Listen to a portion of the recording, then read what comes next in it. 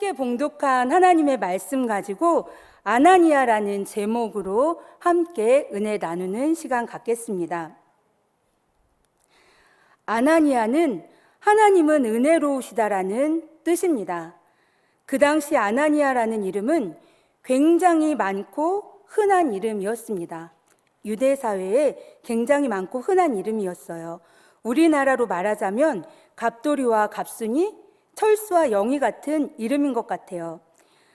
아나니아는 율법으로도 흠이 없는 경건한 사람으로 다메섹에 있는 모든 유대인들에게 존경을 받는 사람이었다고 사도행전 22장에서 사울은 그렇게 아나니아를 소개하고 있습니다. 우리가 오늘 본 10절 말씀에 보면 아나니아라고 하는 제자가 있어서 라고 말하고 있는 것처럼 아나니아는 사도도 아니고 또 집사도 아니고 평신도였습니다. 여기에서 쓰인 제자라는 단어는 성도, 그리스도인과 같은 의미입니다. 그런 평신도였던 아나니아가 사울의 회심 사건에 아주 귀한 역할과 사명을 감당하는 인물로 나타납니다.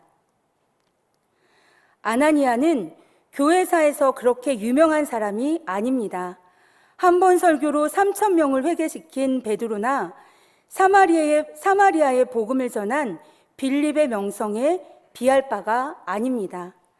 하지만 그의 아름다운 순종과 헌신을 통해 한 사람이 어두운 밤에서 걸어 나와 빛 앞에 당도했고 그는 세상 사람들에게 그 빛을 전하는 위대한 사도가 되었습니다. 그 사람이 바로 사도 바울이죠. 바로 이 시간에는 아나니아의 아름다운 순종과 헌신의 모습을 한번 살펴보면서 은혜를 나눠보려고 합니다.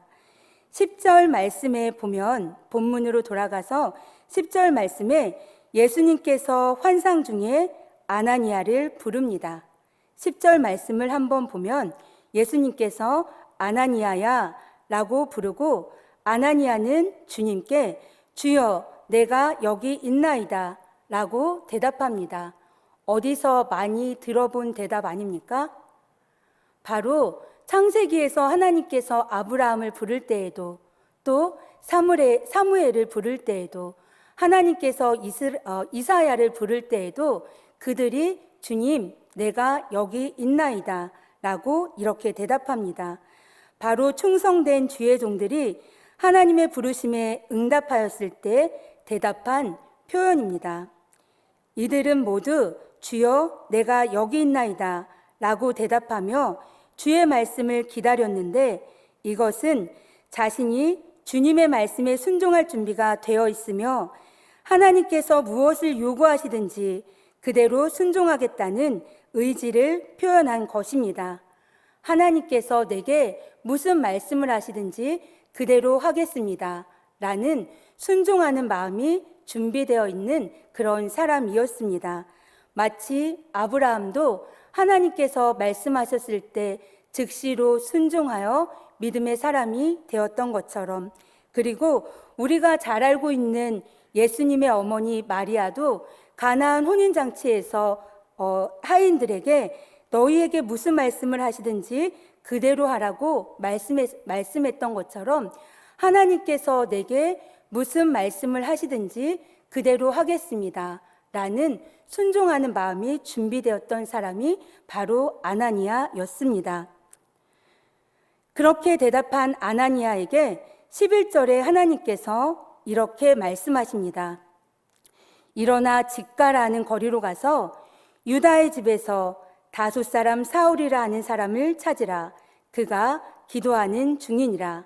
그가 아나니아라 하는 사람이 들어와서 자기에게 안수하여 다시 보게 하는 것을 보았느니라. 이렇게 주님께서 아나니아에게 말씀하세요. 아나니아는 다시 이렇게 대답합니다. 13절 말씀입니다.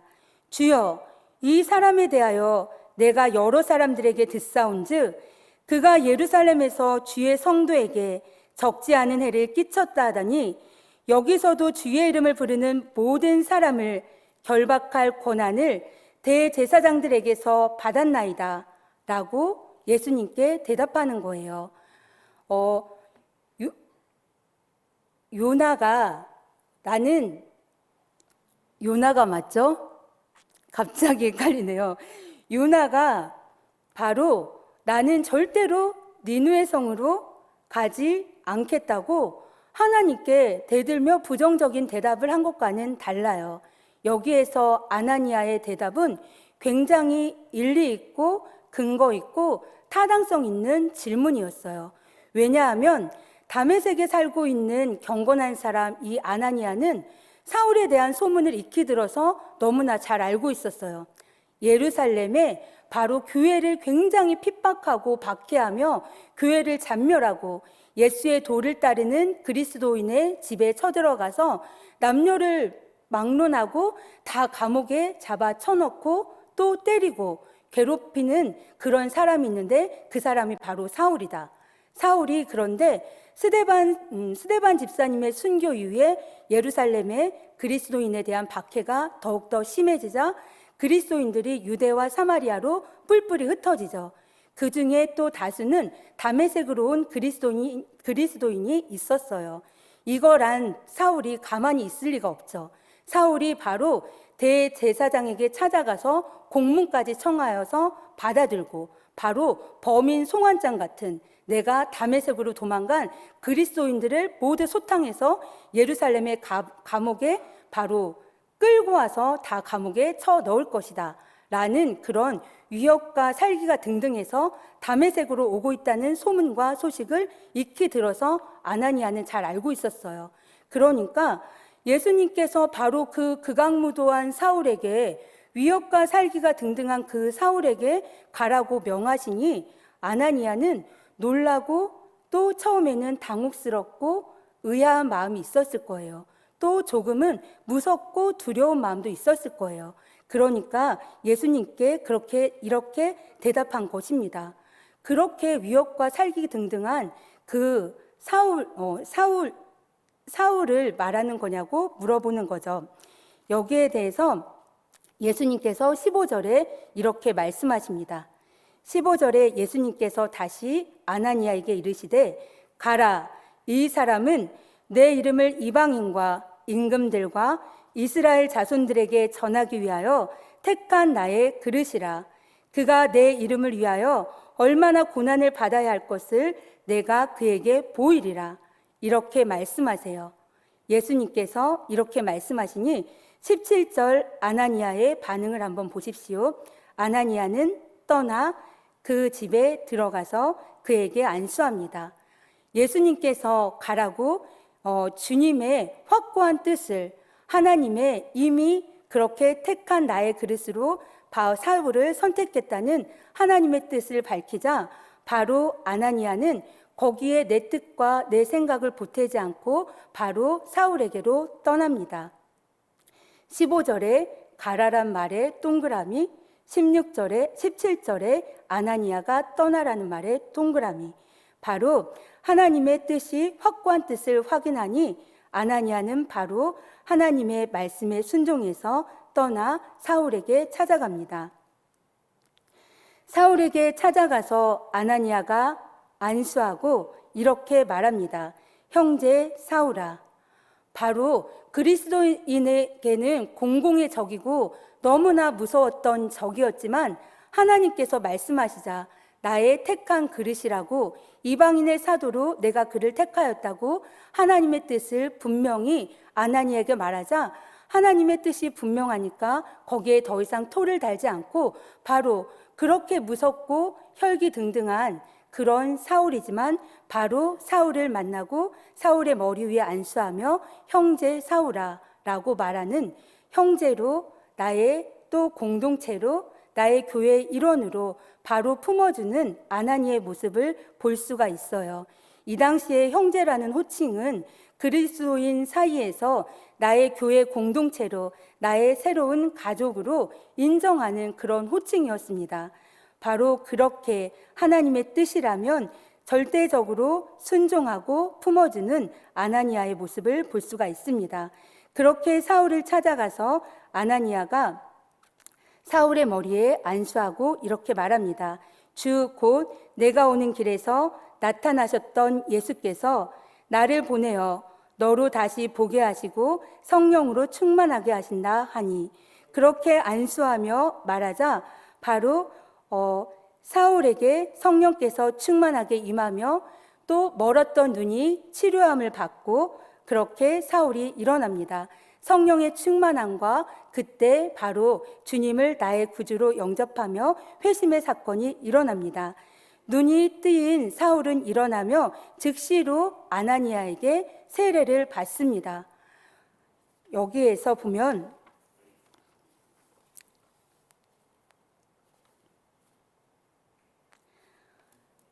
지금까지의 아나니아의 이런 사역 이전의 초대교회 리더십은 사도들과 집사들에게 집중되어 있었습니다. 그러나 9장에 와서 처음으로 아나니아라는 평신도에 의해서 이방인의 사도 바울이 세례를 받고 주께서 택한 주의 그릇으로 세워지는 장면을 보게 됩니다. 이것은 증인의 지평이 점점 더 확대되어 감을 보여주는 것입니다. 참고로 사마리아 백성들의 회심 때는 베드로 사도와 또 요한 사도가 사용되었습니다.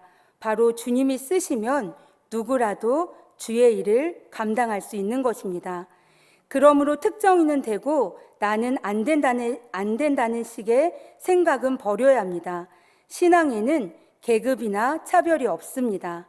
그러므로 이런 의미에서 성직자와 평신도 혹은 직분자와 평신도를 나누는 것은 옳지 않습니다. 성직자는 높고 평신도는 낮은 것이 아닙니다. 다만 기능과 은사를 따라 주어진 일의 구별이 있을 뿐이지 직분의 차별은 없습니다.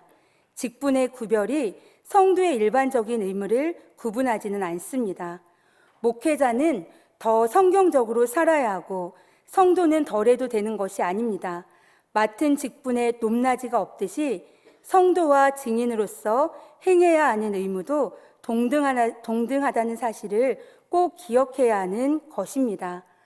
아나니아라는 평신도가 사도와 또 집사와 다름없이 귀하게 주님의 증인으로 쓰임받는 모습을 보면서 우리도 또한 우리의 직분과 상관없이 하나님의 뜻에 따라 증인으로서 우리가 해야 하는 의무를 또 사명을 감당하는 그런 사명자로 귀하게 쓰임받는 우리 모두가 되었으면 좋겠습니다.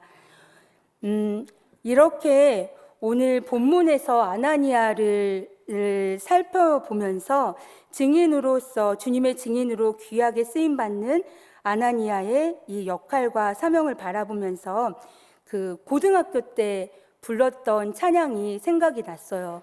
저희가 중고등부 다닐 때는 시대가 그렇게 얼마 흐른 것 같지 않은데 그때는 찬양 사역자들이 굉장히 많았고 찬양 사역자들이 찬양 집회도 굉장히 많이 했어요. 그래서 그때는 찬양 테이프를 1집, 2집, 3집, 4집, 5집, 6집 이렇게 많이 내서 항상 그 테이프를 들어서 듣던 시대였는데 우리도 너무나 잘 알고 있는 송정미 사모님, 우리 교회에도 오셔서 찬양을 한 적이 있으셨죠.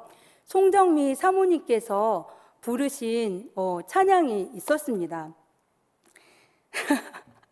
원래는 찬양을 안 부르고 읽어드리려고 했는데 너무 잔잔한 것 같아서 바로 마태복음 28장 18절부터 20절 말씀 우리 한번 찾아서 읽어볼게요. 우리가 잘 알고 있는 이 말씀, 고등학생 시절에는 이 말씀의 깊이와 넓이를 제가 이 정도까지 생각하고 느끼며 불렀는지 모르겠어요. 하지만 찬양 그 감동 그대로, 주시는 감동 그대로 마음으로 받으며 순수하게 불렀던 기억이 있는데 마태복음 28장 18절부터 20절 말씀입니다. 18절부터 20절 말씀, 마태복음 28장 18절부터 20절 말씀.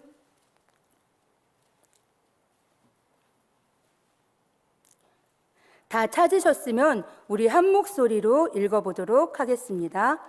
하늘과 땅의 모든 권세를 내게 주셨으니 그러므로 너희는 가서 모든 민족을 제자로 삼아 아버지와 아들과 성령의 이름으로 세례를 베풀고 내가 너희에게 분부한 모든 것을 가르쳐 지키게 하라.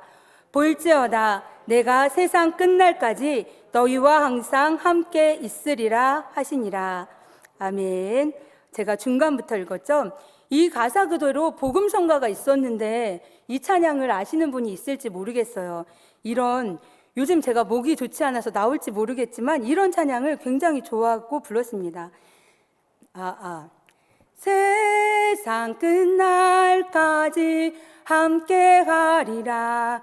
가서 전하라. 가라.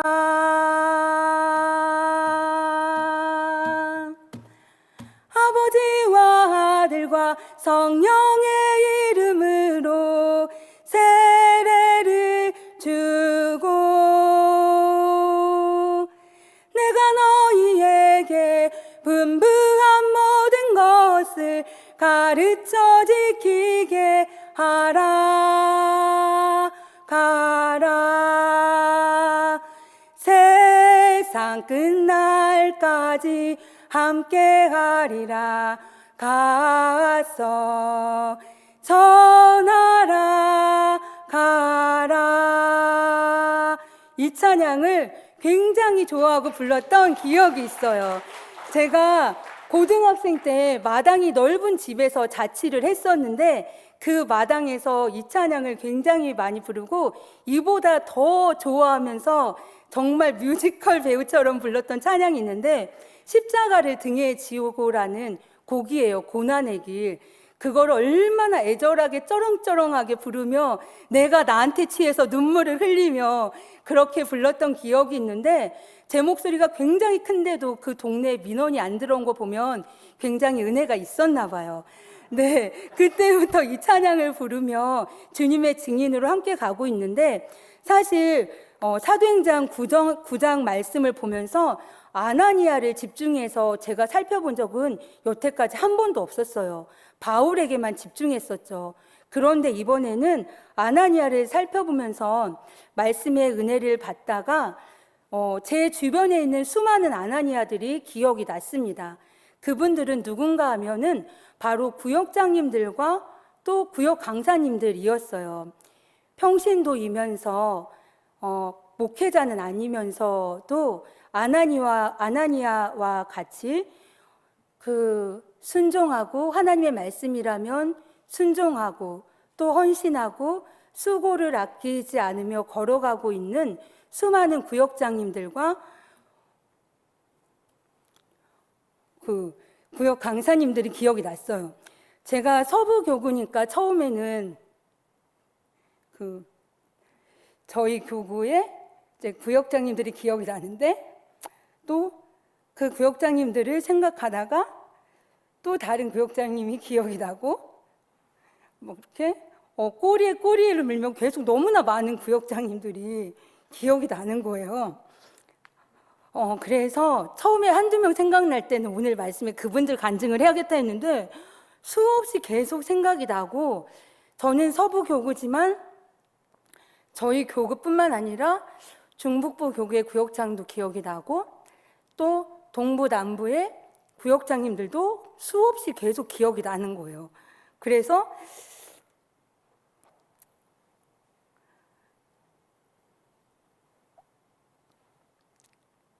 제 마음에 드는 마음이 와, 우리 교회가 참 좋은 교회다 라는 마음이 들었습니다. 너무 감사한 눈물인데 그러면 또 어떤 마음이 들냐면 나는 우리 구역장님들 또 구역 강사님들보다 내가 더 많이 헌신해야지 이런 마음이 막 들어요. 그래서 좋은 교회다라는 마음이 들었고 또 지금 생각이 나는데 이번 올해 들어서 제가 말씀을 또 준비하려고 지하성전에서 기도를 하고 있었는데 맘먹고 지하성전에 갔는데 그날이 이제 전여선교의 원래인 거예요. 화요일. 그래서 이제 지하성전에서 준비할 수 없으니 나와서 잠깐 새가족실에 있는데, 교육실에 있는데, 전여 성계 원래를 시작하는 찬양 소리와 또 기도 소리와 말씀 소리가 들리는데 또 너무 은혜가 되고, 내 영혼이 너무 그 찬양과 그 기도 소리와 말씀 소리만으로도 내 영혼이 막 살아나고 너무나 힘이 되는 거예요. 그래서 너무 또 감사했는데, 그러면서 이제 원래가 끝나고 나니까 기관별로 또 소그룹 모임을 하잖아요. 새가족 교육실에서도 하겠다고 또 오셨더라고요. 그래서 각 기관별로 가는 그 기관별로 여성교회 모든 그 여성교회 회원분들의 얼굴이 너무 밝고 또 굉장히 활기차서 너무나 기분이 좋았고 너무나 감사한 마음이 들었었습니다. 이거는 또 사담이었고, 그리고 얼마 전에 저희 교구의 한 구역장님께 전화가 왔어요. 그 전화가 왔는데 이번에 이제 구역이 편성되면서 그 구역장님이 오랫동안 구역장님으로 섬기던 구역이 아니라 다른 구역의 구역장님이 되셨습니다. 그래서 이제 전화가 왔는데, 이제 그 구역장님은 오랫동안 구역장으로 섬기셨던 분이기 때문에 구역장이 어떤 역할을 해야 되는지를 너무나 잘 알고 있는 거예요. 그러니까 새로운 구역을 맡아서 새로운 구역원들에게 다 전화 신방을 하고 그들하고 전화 신방을 한 다음에 저에게 전화를 했어요. 전도사님, 이번에 구역이 바뀌었네요. 구역원들한테 다 전화를 해보니까 지금 구역 예배를 함께 드릴 수 있는 성도님은 아무도 안 계셨어요. 어떡하죠? 그렇게 말씀하시면서 그리고 또 이 집사님은 전화해 보니까 며칠 전에 이사를 하셨대요. 그러면서 이제 그 또 이사한 상황까지도 다 이렇게 말씀을 해 주시는 거예요. 그래서 너무 감사했고, 그래서 제가 너무나 잘 알죠. 네, 지금은 구역 예배를 못 드리고 있는데 그 중에 몇 분은 예전에 다 구역 예배를 열심히 드리셨던 분들이에요. 지금은 쉬고 있지만, 그래서 권사님이 처음에는 그 구역원들을 위해서 기도도 하고 또 전화도 하고 때론 발품을 팔아서 집에 가서 얼굴로 또 인사하고 하면 다 모여서는 못해도 한 가정 한 가정 예배 드리는 건 또 좋아하는 가정이기 때문에 권사님이 처음엔 혼자 가서 예배를 드려주면서 시작하다 보면 그렇게 권사님의 사랑의 수고와 헌신이 필요할 것 같아요. 권사님, 그 수고가 어떤 수고인지 알기 때문에 너무 미안하고 죄송하고 이런 마음이 있지만 권사님, 저도 함께 도와줄게요. 이렇게 말씀을 들으니까 권사님이 알겠다고 말씀을 하셨어요. 그리고 전화기 말미에 너무나 조심스럽게 이렇게 말씀을 하시는 거예요. 근데 전도사님, 예전에 함께 했던 구역 강사님한테 조금 전에 전화가 왔는데, 저한테 전화한 권사님 구역을 보니까 구역 예배를 드릴 만한 구역원이 한 명도 없는데, 구역은 달라도 이전에 거기는 서너 명이 구역 예배를 굉장히 열심히 드리던 구역이거든요. 구역은 달라도 구역 예배는 우리 구역에 와서 같이 드리자고 말했대요. 그렇게 말씀하시는데 그렇게 해도 되겠냐고 저한테 너무나 조심스럽게 그렇게 여쭤보는 거예요. 그래서 그때 제 마음에 너무 복합적인 마음이 들었어요. 권사님이 또 새로운 구역원들을 맡아서 얼마나 권사님의 희생과 또 사랑의 수고와 헌신이 필요한지도 알기 때문에 너무나 죄송하고, 오랫동안 같이 구역 예배를 드렸던 그 구역원들과 더 이상 구역 예배를 못 드리는 것도 그 권사님께는 얼마나 아픈 일이겠어요. 그러니까 내 마음도 한편에서 너무나 아프고, 하지만 누군가는 감당해야 할 일이고, 권사님께서 그렇게 말씀하셔서 권사님, 그 마음 너무나 알고 그래서 권사님한테 너무나 죄송하고 내 마음도 너무나 아픈데, 하지만 드리던 멤버들끼리만 계속 드리면 그 외에 소외되어 있고 믿음이 연약한 다른 그 성도님들은 계속해서 소외되고 돌볼 사람이 누가 돌봐야 될까요? 그게 우리가 해야 될 일이라고 너무 아프지만 그렇게 말씀을 드렸어요. 그리고 전화를 끊고 아까 운 것처럼 저 또 눈물이 너무 막 나는 거예요. 너무 미안하고 마음이 아프고, 차라리 내가 가서 100가족이든 몇 가족이든 하는 건 너무 괜찮은데 구역장님한테 그런 수고와 헌신을 이야기하는 건 왜 이렇게 힘든지 모르겠어요. 그런 복합적인 마음에 울다가 이런 마음이 들었어요. 어떤 마음이 들었냐면, 네가 세운 사람이 아니야. 내가 세운 사람이고 내가 부른 나의 일꾼이야. 권사님이 그런 마음이 들었어요. 권사님이 그 사랑의 수고를 하나님께서 기뻐하시고 그 권사님께 큰 복이 된다. 이런 마음이 들었고, 그런 마음이 드니 제가 20살 시절로 돌아가서 그때 한 기억이 나는데, 저는 고등학교 때는 주일학교 부교사를 하다가 20살이 되니까 이제는 유초등부 정교사가 되었어요. 정교사가 되었는데, 제가 중고등부 청년 때만 해도 믿음이 아주 연약했습니다. 아주 작고 갈대처럼 흔들리고 그런 믿음이었는데, 교사가 되었으니 한편으로 좋지만, 모든 선배들과 친구들이 다 하니까 좋지만 한편으로는 너무나 부담되잖아요. 내 믿음도 연약한데 내가 누구를 가르치며 이 아이들을 어떻게 놀아줄 것이며, 가장 부담되는 건 내 믿음도 없는데 어떻게 믿음의 이 이야기를 가르치냐는 거죠. 하지만 그렇게 교사가 되었을 때 저는 대전에서 청주로 교회를 다녔기 때문에, 그리고 그 당시에는 우리 교회는 막 20, 30년 된 교사님들도 너무 많으시잖아요. 정말 청주 순복교의 전통은 갈수록 정말 명불허전이라는 마음이 진심으로 많이 들어요. 그런데 저도 그러면 그 당시에는 토요일에도 토요 모임이 있었어요. 교회 학교에 2시에 토요 모임이 주일학교에 있고, 그러면 대전에서 토요일 날 와서 1시에 교사 기도를 하고 2시에 토요 모임, 주일학교 모임을 갖고 교회에서 자고, 9시에 유초등부 주일학교 예배면 8시에 교사들이 교사 기도회를 모여서 하고 다 또 데리러 가잖아요. 그렇게 했던 기억이 나는데, 어떤 기억이 나냐면, 그렇게 교사들이 다 모여서 기도를 하고 어린이들이 이제 가가고 데리러 가요. 데리러 가면은 그 당시에, 지금도 그런 부모님이 아마 지금도 계실 거예요. 믿음이 없는 부모님이 있으니까 가면은 막 거의 쫓겨나듯이 험한 말을 듣고, 아침부터 거의 막 쫓겨나듯이 정말 입에 담을 수 없는 험한 말을 듣고 쫓겨나요. 어린이는 가고 싶지만 엄마한테 맡기도 하고 굉장히 걔도 혼나고 나도 혼나고, 그러면서 올 때는, 그때는 어린 마음에, 지금도 마음이 이렇게 여린데 여린 마음에 창피하고 속상하고 굉장히 서러워서 교회 오면서 또 울면서 맨날 그렇게 오는 거예요. 그런 제 모습이 그렇게 생각이 났어요. 그럼 기도밖에 없죠. 공과할 때 믿음이 없이 전할 수 없으니까 또 믿음 달라고, 믿음을 챙기기 위해서 기도하고, 그것보다 더 무서운 건 안 믿는 부모님의 그 핍박이 더 무서워서 담대하게 해달라고, 담대하게 그 어린이에게 복음을 전하고, 부모님도 무서워하지 않고 어린이를 꼭 데려오게 해달라고 기도하고 가는데도 맨날 울고 오죠.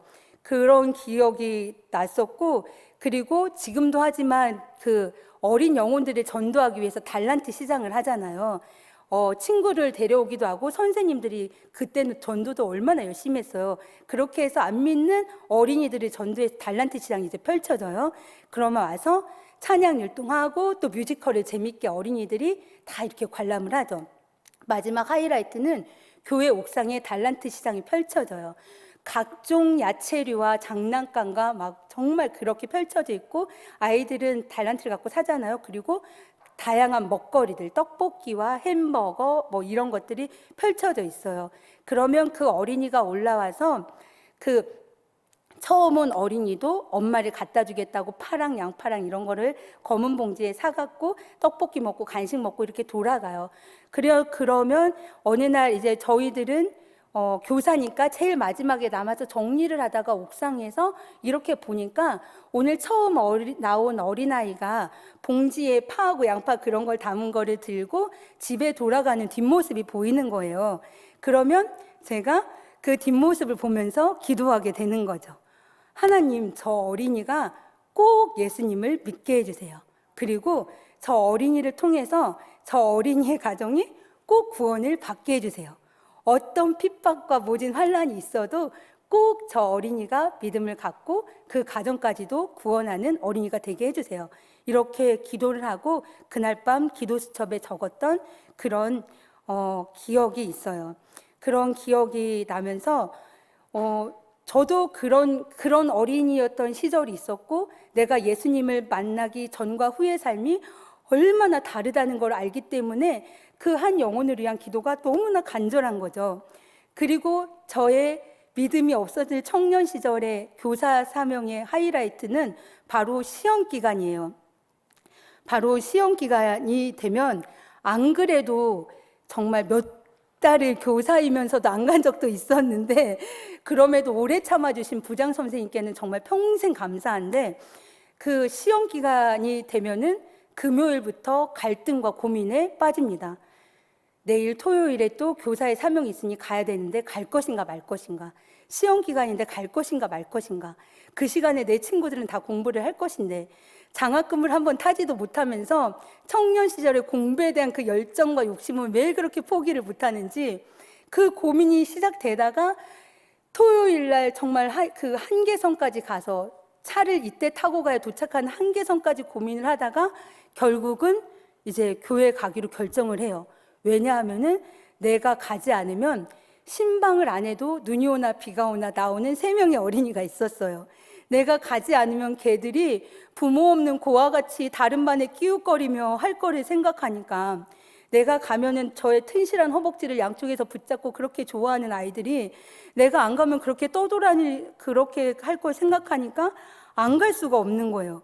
그렇게 해서 또 결심을 하고 버스를 타고 시외버스 정류장에 와서 시외버스를 타고 오면은 시외버스에 항상 뒷자리인데 거기에서 또 울면서 가요. 하나님을 원망하며, 하나님 시험 기간인데 이게 뭐냐고, 나는 공부도 못하고 어떡하냐고, 시험 어떡하냐고, 시험은 다 망쳤다고, 이렇게 하면서 지금 생각하면 너무 유치한데 그땐 저에게 너무 처절한 싸움이에요. 그렇게 울면서 또 교회를 갔는 그날 밤, 토요일 날은 항상 성전에서 자는데 그날 전 처음으로 꿈속에서 예수님을 만났어요. 꿈속에서 내가 질질 짜며 울고 있는 그 버스 안에 예수님께서 울고 있는 저를 꽉 안아주시는 거예요. 그렇게 예수님이 절 안아주시는데 그 모든 원망과 시험에 대한 모든, 그때 이후로는 교회를 갈 때마다, 교사 교회학교에 사명을 하기 위해서 갈 때마다 제 입이 귀에 걸려서 다녔어요. 왜냐하면 하나님은 다 알고 계시구나, 하나님은 내 작은 신음소리도 다 듣고 계시는구나, 하나님은 날들 보고 계시고 날들 안아주시는구나, 이거를 내가 너무 확신 있게 알게 되었으니까 그 다음부터는 정말 입이 귀에 걸려서 버스를 타고 다녔던 그런 기억이 났었습니다. 바로 아나니아처럼 무슨 말씀을 해도 하나님 말씀대로 순종하는 마음이 다 준비되어 있어서 하나님 말씀에 순종하며 그 진리의 말씀을 따라감으로 아나니아처럼 시대마다 또 날마다 순간마다 나의 삶 가운데 하나님의 뜻이 이루어지고 하나님의 나라가 이루어지는 그렇게 멋지고 풍성한 삶을 살아가는 저와 성도님들의 삶이 되어지기를 간절히 소망합니다. 내가 항상 아나니아처럼 순종하는 마음, 하나님께서 무슨 말씀을 하시든지 내가 그 말씀을 듣겠나이다 라는 그런 순종하는 마음이 준비되어 있어서 하나님의 말씀대로 끝까지 순종하며 따라감으로 말미암아 나의 삶 가운데도, 또 나를 통해서 나의 가정 가운데, 또 내가 속한 우리 청주순복음교회 가운데, 나라와 민족과 열방 가운데 하나님의 뜻이 이루어지고 하나님의 나라가 이루어지는 삶을 사는 우리 모두의 아름답고 복된 삶이 되어지기를 간절히 소망합니다. 마지막으로, 그런데 한 가지 조심해야 될 게 있습니다. 우리의 이렇게 순종하는 마음을 방해하는 것이 있어요. 나는 하나님께 늘 아나니아처럼 하나님이 어떤 말씀을 하셔도 순종하는 마음이 늘 준비되어 있는 상태로 살아가고 싶지만 우리의 순종하는 마음을 빼앗아가는 것이 있습니다. 내 순종하는 마음을 끝까지 챙기려면 조심해야 될 것이 있는데 2가지예요. 첫 번째는 밖에서 들어오는 어둠을 조심해야 됩니다. 환경을 통해 들어오는 걱정과 근심과 염려와 두려움, 그리고 가장 치명적인 탐욕과 탐심을 조심하시기 바랍니다. 이런 것들이 내 마음에 가득 차 있으면, 걱정과 근심과 염려와 두려운 마음과 탐욕스러운 마음과 탐심이 내 안에 가득 차 있으면 하나님의 말씀을 귀로 들어도 그 말씀이 내 마음까지 들어오지 않아서 순종하는 마음이 내 마음에 생겨나지 않습니다. 그러면 하나님의 말씀대로 순종하는 삶을 살아갈 수가 없어요. 두 번째는 내 속에서 솟아나는 어둠입니다. 내 속에서 깨어 기도하지 않으면 언제라도 꿈틀거리고 그렇게 솟아나는, 튀어나오는 고집과 자존심과 불평과 불만, 원망하는 마음들, 또 사람들과의 관계에서 괜히 서운한 것들과 섭섭한 마음들, 그리고 의심하는 마음들, 내 속에서 솟아나는 이런 어둠들을 조심하고 우리가 찬양했던 것처럼 순간순간 기도하며 밖에서 들어오는 어둠과 내 속에서 끊임없이 솟아나는 그 어둠들을 버리고 비움으로 말미암아 하나님의 말씀이 내 마음에 들어오고 순종하는 마음이 내 마음 가운데 늘 준비되어 있어서 하나님께서 어떤 말씀을 하시든지 그 말씀대로 끝까지 순종하며 나아감으로 우리를 향한 2022년도 우리를 향한 이미 하나님의 말씀에 다 예비되어져 있고 약속되어져 있는 그 하나님의 뜻이 우리의 삶 가운데 이루어지고 하나님의 나라가 우리의 삶과 가정과 교회와 나라와 민족과 열방 가운데 이루어지는 풍성한 새해가 되어지기를 간절히 소망합니다. 우리 이 시간 바로 나를 버리고 비우며 이 비워지고 버려진 이 마음 가운데 하나님께서 어떤 말씀을 하셔도 무슨 말씀을 하셔도 그대로 하겠습니다 라는 순종하는 마음을 선물로 달라고, 그와 같은 순종의 은혜를 이 시간 우리에게 선물로 달라고 기도하시고 그 아나니아처럼 순종하는 마음이 준비된 자가 되어서 어떤 말씀을 하셔도 그 말씀대로 끝까지 순종하며 나아가므로 나의 삶 가운데 하나님의 뜻과 하나님의 나라가 이루어지는 풍성한 새해가 되게 해달라고 우리 주여 삼창 부르시고 기도하겠습니다.